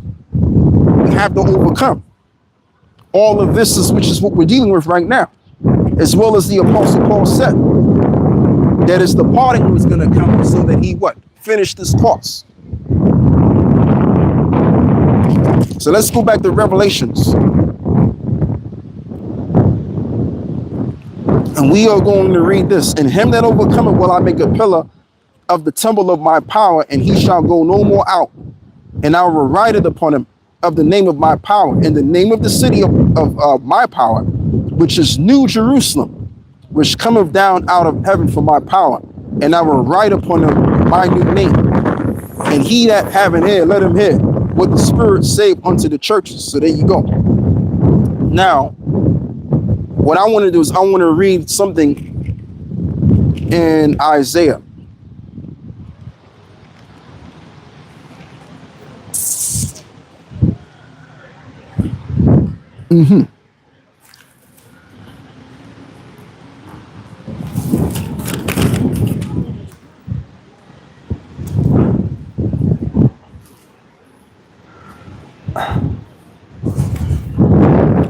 Here it is. Absolutely. Isaiah 65 and verse 17. New heavens and a new earth, right? For behold, I create a new heavens and a new earth, and the former shall not be remembered nor come into mind. And what I want to do is I want to tie this in with another scripture. Because what did the Apostle Paul say?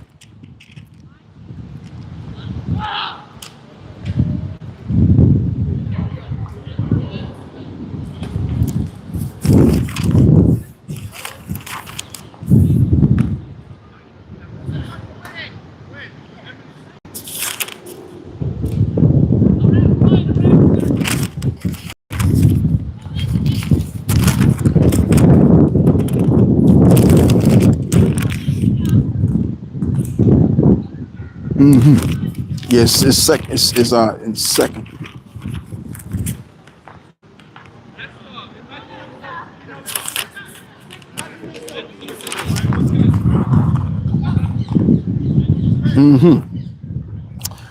Second Corinthians 4 and verse 17. For our light affliction, which is but for a moment, worketh us a far more exceeding, right? A far more exceeding an eternal weight of glory. And that's why the former is going to be forgotten. Because when you're doing too good in life, you forget about a time when you was afflicted. Now that's in the Apocrypha too. I want to pull that out as well. I want to bring that into the mix. I think that's in Sirach 11 somewhere. So 11 and 26. Lord willing, it's in there.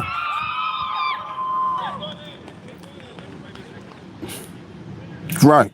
I think so. Yep, this is it. So as this is written, for it is an easy thing unto the Lord in the day of death to reward a man according to his ways. The affliction of an hour maketh a man forget pleasure, and in his end his deed shall be discovered. No, that's not really what I wanted. Let's go up a little bit.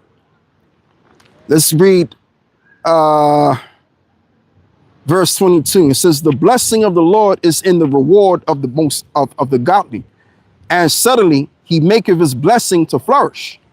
And say not, what profit is there of my service? And what good thing shall I have thereafter? Again, say not, I have enough and possess many things. And what evil can come to me hereafter? In the day of prosperity, there's the point. There's a forgetfulness of affliction. So that's all I wanted to read. That's in Sirach, so I can remember it again, 11 and verse 25. Right. So that's why the former is not going to be forgotten about, because we're going to be doing too damn good. And we're going to be looking back at our lives, our former lives, and we're going to consider to ourselves. So here it is. We were here moping in the morning and complaining about what? Come on, man. Like, we could do that 1,000 times and over. That might very well be the settlement when we get to the other side, because of how well we're going to be doing on the other side, in the kingdom. So now let's go back to the book of Isaiah 66. Now,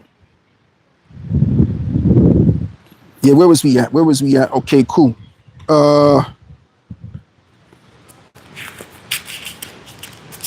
Yeah, let's go back over here. So like that. So as this reads, I will rejoice. But be ye glad, Salakia, but be ye glad, verse 18, and rejoice forever in that which I create. For behold, I create Jerusalem, a rejoicing city. I'm going to close out in a minute. It's all good. It's all right.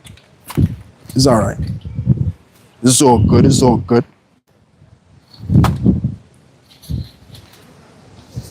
Let me situate the sign over here.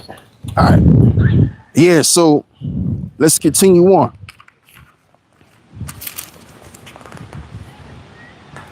I know what to do. Let me do this.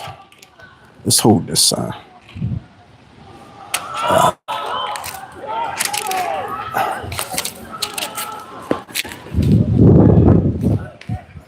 All right.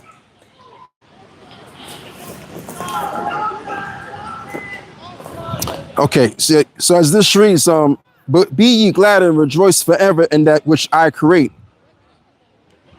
For behold, I create Jerusalem a rejoicing, and her people a joy.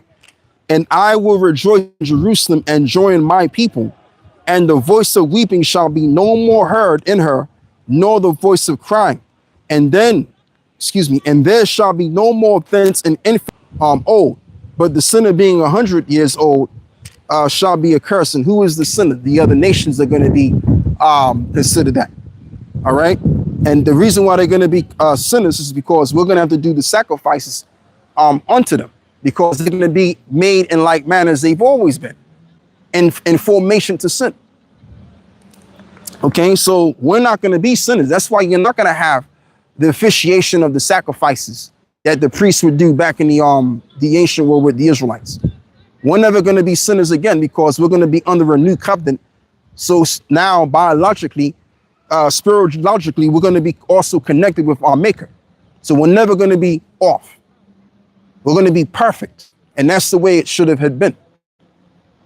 But the Most High wanted the story to play out so things could be interesting, as I'm speculating, you know. And they shall build houses and inhabit them, and they shall plant vineyards and eat the fruit of them. So does it necessarily mean we're going to plant houses? No, we're going to have the servants do that job. That's why these nations are here. All of these nations are here. The reason why all of these nations are around and about, as well as it's written, there is no end to the people, is so that what? They can make us look pretty and do the work that we don't need to do. So while they doing the work, we can focus on greater matters. We can focus on building our society. We can focus on taking care of priestly duties, because we're going to be ruling over the people, right? So these are the things we're going to be focused on. Important matters. Anything in relation in serving our power. That's going to be our only focus. So we don't have anything else to do. What else do you focus on? Because the mind has to do something. So we're not going to just be sitting on our ass all day. We're going to be doing meaningful things. And the greatest thing and the most meaningful thing to do is to serve the purposes of the Lord. That's why it is written that what? The whole duty of man, the Israelite man especially, is to what? Keep the laws, statutes, and commandments. All right. And that's what we're going to be able to do to the utmost, because we're not going to have anything else to do. There ain't going to be no taking out no garbage. You doing dishes, you sweeping out the house, right? You mopping the floors. because you're going to have your services going to do all of that. Cleaning the streets. You being a second-class citizen of society. You being looked down upon. That ain't got nothing to do with what I'm saying. Point is that you're going to have the other nations. They're going to be doing they're going to be doing the work that is meaningful for them. All right. While we focus on important things. Now, let's get back to this over here.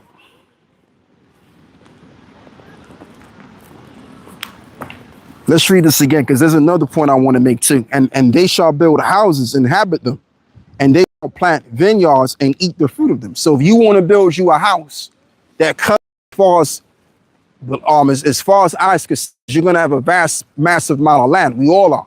Plus the earth is going to expand. So we're going to have a lot more to go on. So they're going to be able to build a house, and whether it's going to be a palace, whether it's going to be, pretty much in that palace, you may have like 100 rooms here and there, so that you can build your family and what have you. However you want your place to look, they're gonna sort it out for you. You know what I'm saying? Like, this is what's really coming down the pipe. This is the glory that's coming upon us. So again, rather than us earning to work, they're gonna be earning to work for the sake of their lives.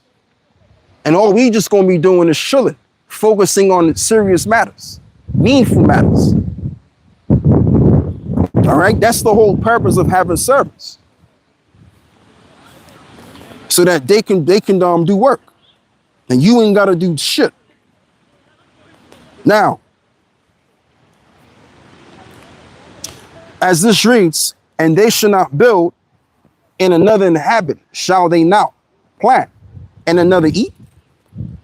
For as the days of a tree are the days of my people, and mine elect shall long enjoy the works of their hands. Again, we're not going to be doing anything. They're going to be building these houses. They're going to be dressing our vineyards, trimming our land, trimming the grass off our land, and taking care of the cattle. All of these different things. So if you want the best wine that earth can give you, they're going to be sorting that out for you. You know what I'm saying?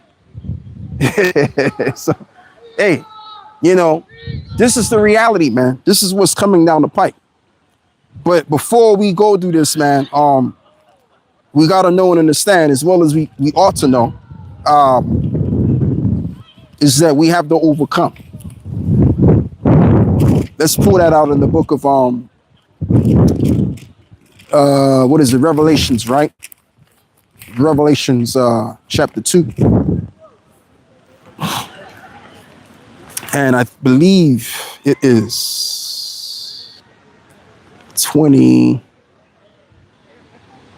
verse 26. Revelations 2 and verse 26. 25. But that which you have already hold fast till I come, and he that overcometh and keepeth my works unto the end, to him will I give power over the nations, and he shall rule them with a rod of iron. As the vessels of a pot shall they be broken to shivers, even as I received of my Father, as well as it's also written in the book of Psalms chapter 2 as well.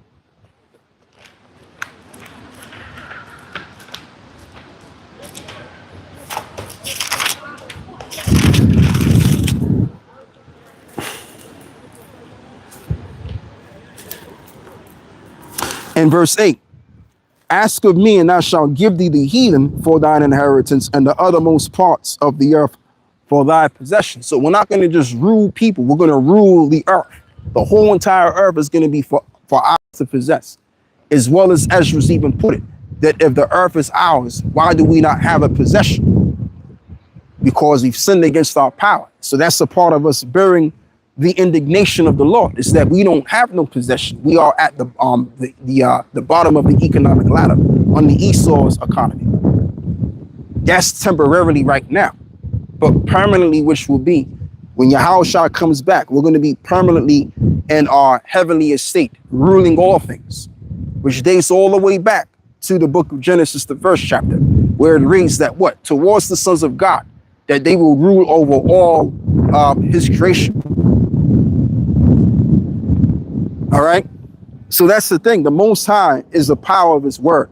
And whatever he said, whether he didn't do it, I think my other mic is dropped again. God dog. Oh,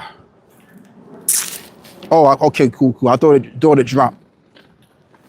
I thought my white mic dropped. Okay, cool. Yeah, so like I was saying, the Most High is the power of his word. So therefore, the Most High has said it and he's going to make good on it. Okay? Because certain prophecies and as well as the blessings and as well as that which was promised us hasn't come to pass yet. You know what I mean? So all of these things are going to come to pass. Just because it hasn't, it doesn't mean it's not going to come to pass. It's going to come to pass. It has to.